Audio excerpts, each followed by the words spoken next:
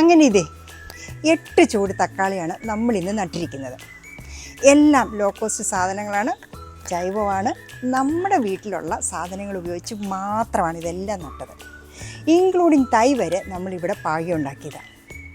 So ഇങ്ങനെ ആർക്കും ചെയ്യാൻ പറ്റുന്നതാണ്. കിച്ചണിലെ വേസ്റ്റുകൾ കളയുന്നത് നമ്മളൊന്ന് സൂക്ഷിച്ചു വെച്ചാൽ ഇതുപോലെ നമുക്ക് ഉണ്ടാക്കിയെടുക്കാം വിത്തൗട്ട് എനി കോസ്റ്റ്.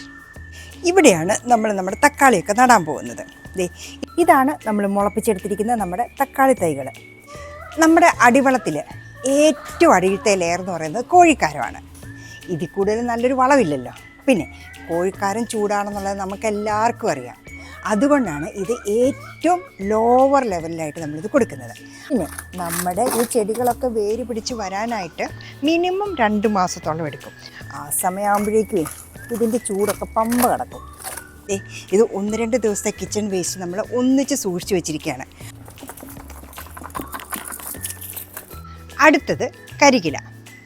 നമ്മുടെ പറമ്പിൽ നിന്ന് നമ്മൾ തൂത്തുവാരിയെടുക്കുന്ന കരികിലയാണ്.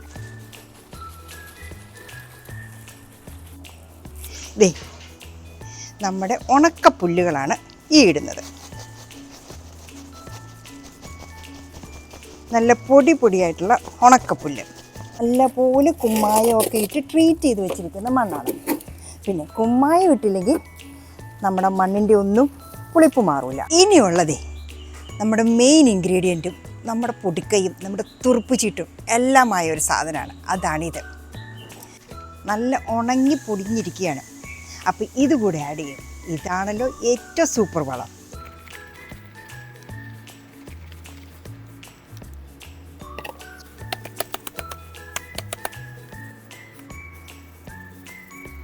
ഇതൊക്കെ ചെയ്യുന്നതിന് മുമ്പ് നമ്മുടെ മണ്ണിനെ ട്രീറ്റ് ചെയ്യാൻ മറക്കരുത്. ഇനി നമുക്ക് ചെടി നട്ടു കൊടുക്കാം. ഇങ്ങനെ മണ്ണോടുകൂടി തന്നെയാണ് എടുത്തിരിക്കുന്നത്.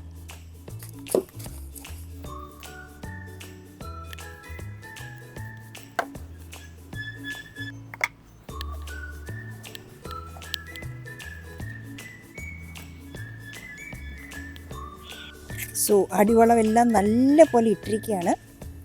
അതുകൊണ്ട് ഇവർക്ക് അടുത്ത ഒരു 2-3 മാസത്തേക്ക് ഈ മറ്റു വളങ്ങളൊന്നും വേണ്ട.